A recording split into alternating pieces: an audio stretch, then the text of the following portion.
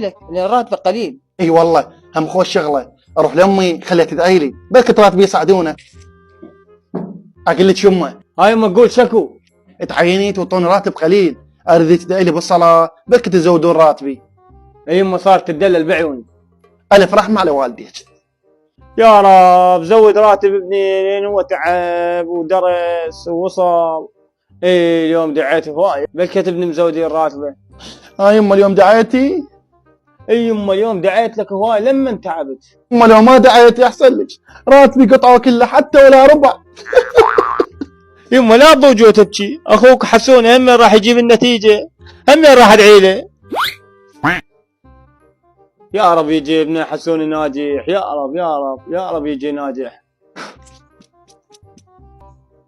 هاي ام بشر ناجح حسوني؟ دايم راسب بدل عشان الداعي علي.